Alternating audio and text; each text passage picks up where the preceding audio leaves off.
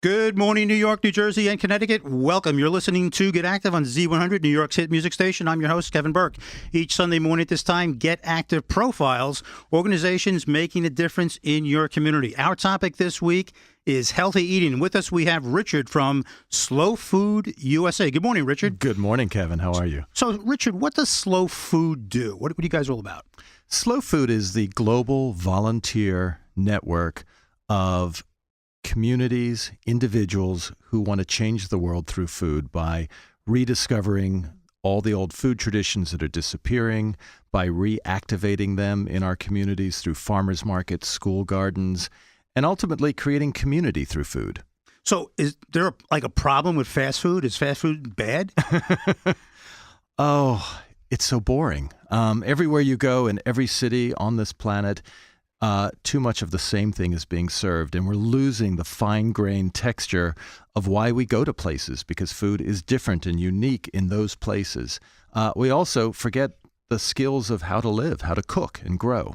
And so we think it is important to embrace biodiversity so that there are more choices to eating than just the monotony of everything being the same. So I think what you're saying with slow food is that it's really more than just food.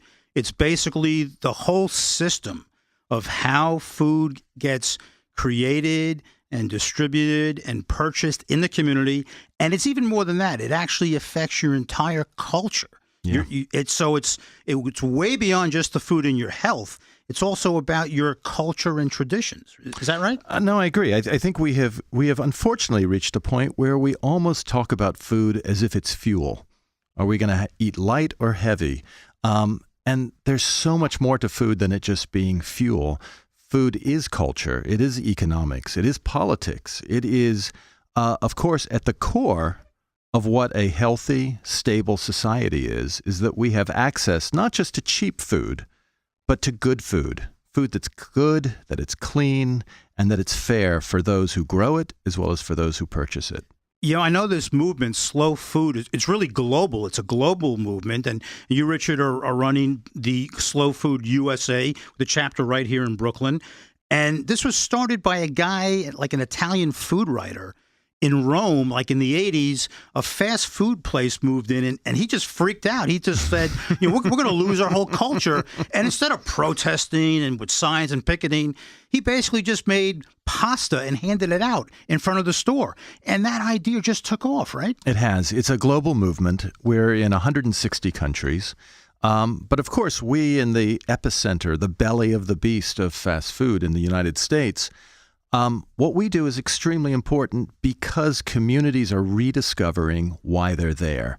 And food is one of the mechanisms to do that. I mean, there is a subterranean river running across North America. And the thing is, it's craft beer that's running in that river. People are finding food as a creative way to express who they are, who they're with, and people are hungry for that connectivity. They're hungry for community.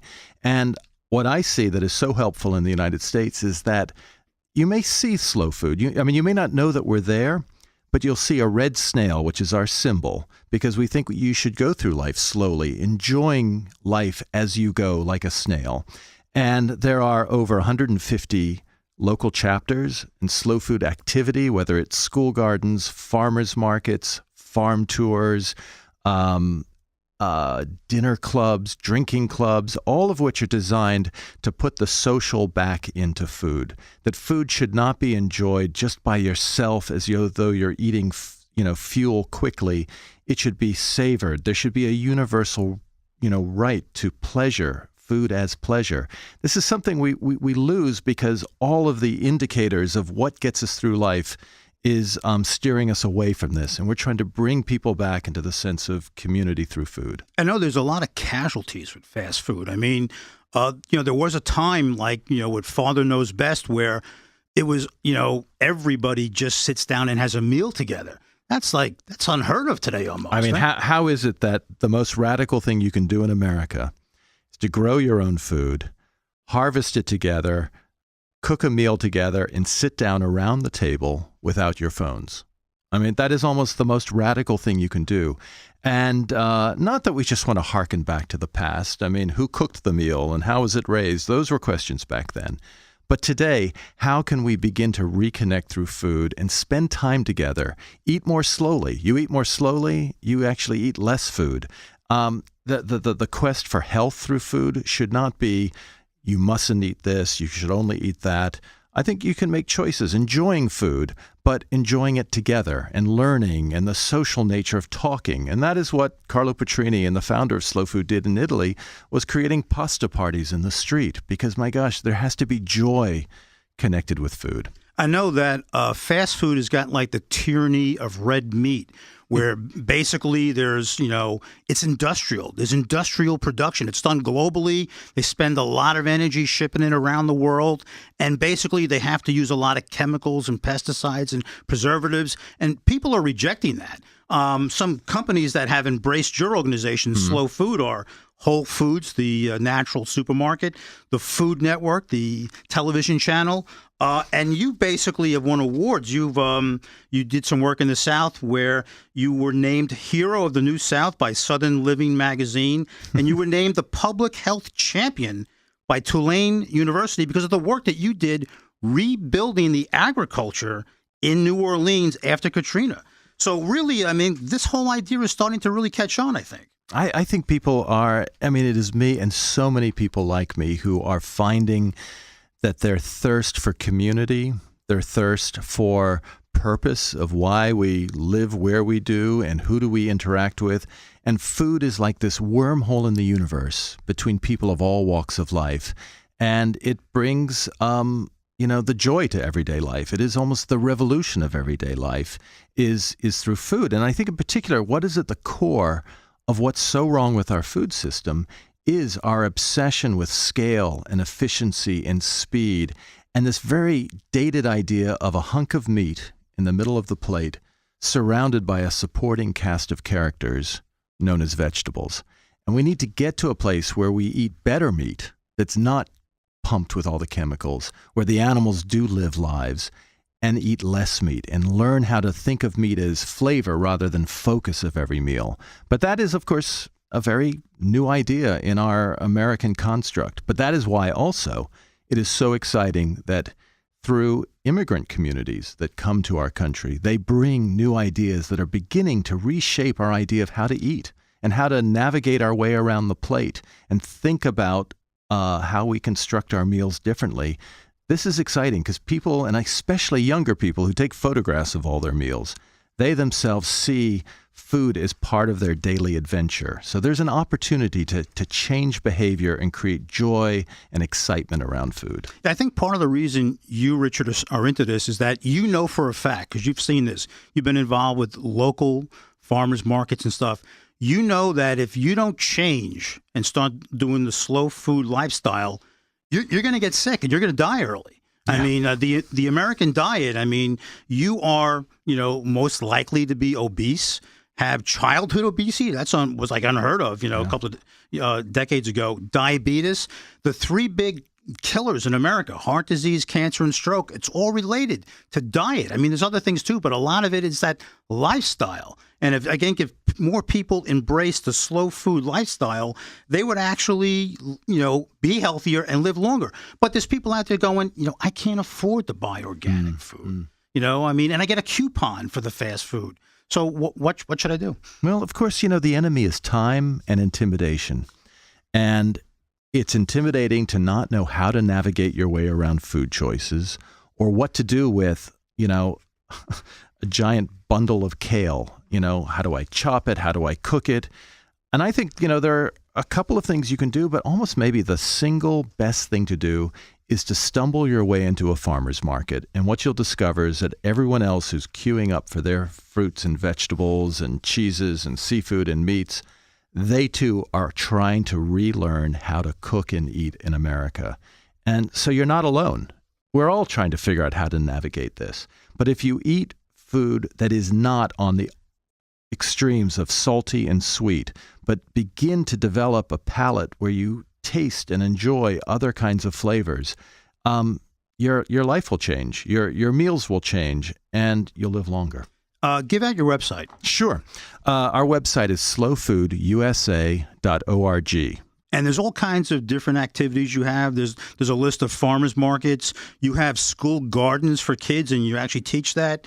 And there's all kinds of different activities. And you have an almanac, and you have a snail of approval of places where you can buy food that you at Slow Food approve of, right? That's right. I mean, we are a volunteer network, and we're looking for people who want to help with the kids' gardens, people who want to rate restaurants in the snail of approval, because what we do is we track who are the chefs in the restaurants that are sourcing their foods from local producers, in which the producer is rewarded for the fruits of their labor, and that we as consumers, as we want to know where our food comes from, how is it raised, and how, importantly, does our dollars that we spend help to improve the ecology of local economies, the circulation of money that keeps rural communities functioning and rural and urban communities happy because we're running around talking about food. So again, if you're going to embrace the slow food lifestyle, you're going to eat healthier, you're going to live longer, and you're going to help your community out. Yeah. Because you're going to be supporting those local markets, those local farmers, and you're keeping your dollars invested locally, which is a good thing. Now, there's also, you guys keep this thing called the ARC, where you basically it's like a death sentence on food almost, right? There is the Arc of Taste, which is a global catalog of endangered foods. And if you think about it, what are the foods that your grandmother used to make or bake, or your grandparents used to grow? What are those seed varieties that you used to see and you're not noticing them anymore because everything is just one or two varieties in the same supermarket? There are these foods that if we don't eat them, we're going to lose them. So you've got to eat them to save them. So these products are on the Arc of Taste, and it's a global list. But think about our communities here. What varieties of beans and corn that you used to see, strange varieties of zucchini that immigrants brought to the U.S., say from Italy. Why are they not being grown? Well, if we can create a market for those goods, recognize that these are important cultural and agricultural assets, life is so much more interesting, because then the choices of what we eat only grows wider. And I guess the march of industrial fast food is to limit our choices. We think it's really important to broaden them.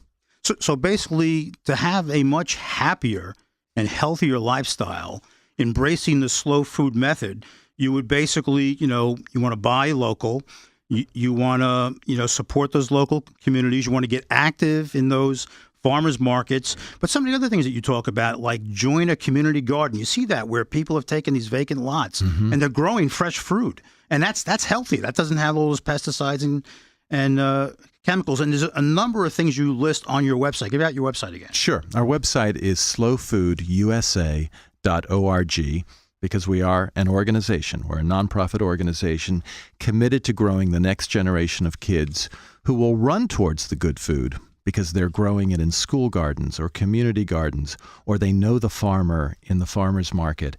And that direct connection helps to humanize food that otherwise is becoming banal and bland and faceless. And again, the best defense begins at your dinner table, right? It does. So basically, you want to have a meal with your family or your friends. That becomes like a lifestyle. And it doesn't have to be a complicated, fancy meal. In fact, our quest is for food that is good, clean, and fair. And by clean, it's like simple, traditional foods. I mean, when you think the rise of beans and rice in our culture now, that's peasant food from around the world. Food does not have to be vertical garnish crazy. It can be just very simple food that you cook. And when you cook it, and when you cook it with your kids, they remember that. These are important memories that are embedded in their idea of their food imagination.